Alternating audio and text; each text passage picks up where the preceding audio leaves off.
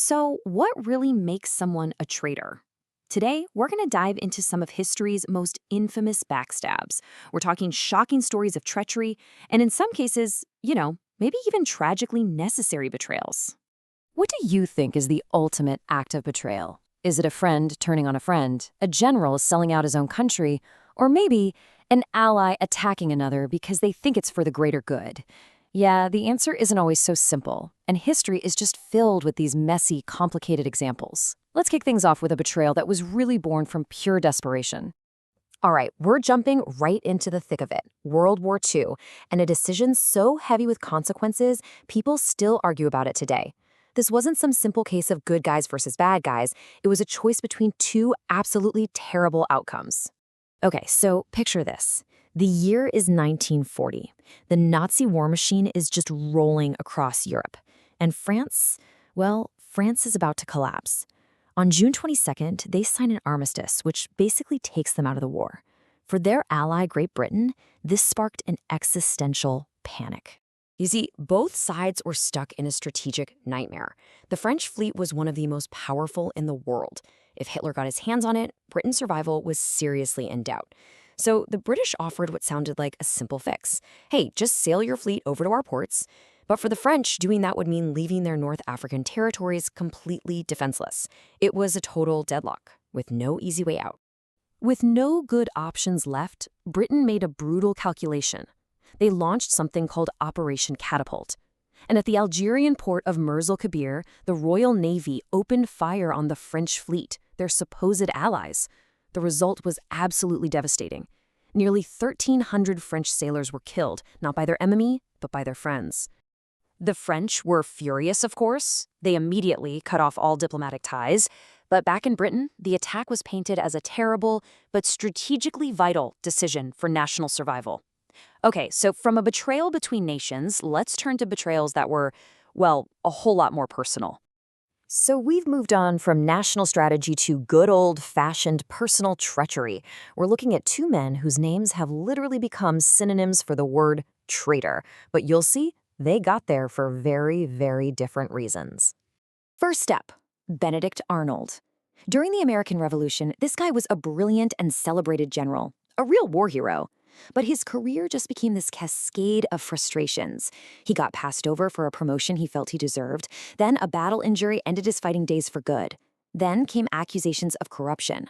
So, fueled by bitterness and drowning in debt, he decided to make a choice that would seal his legacy forever.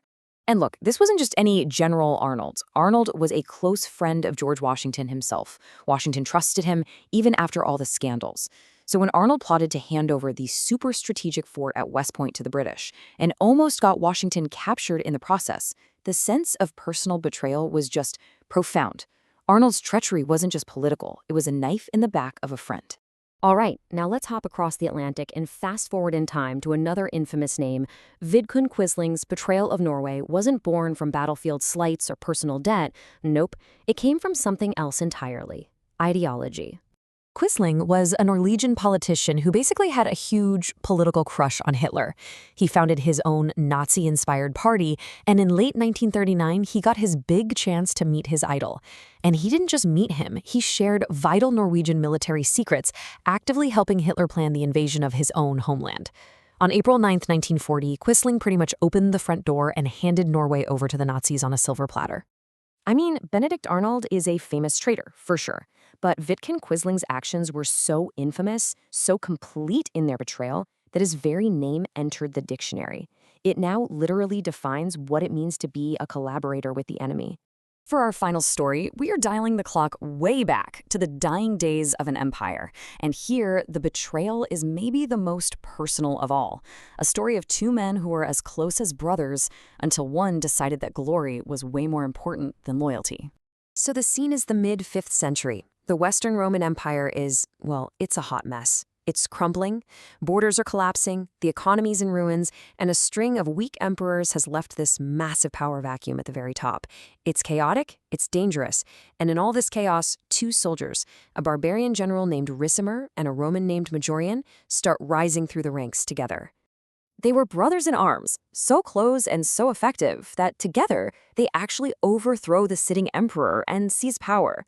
But here's the catch. Ricimer, because he was a barbarian, couldn't actually become emperor, so he puts his best friend, Majorian, on the throne, probably thinking he'll be the real power behind it all. But then, Majorian turns out to be an incredible emperor, and that's when the envy started to poison everything.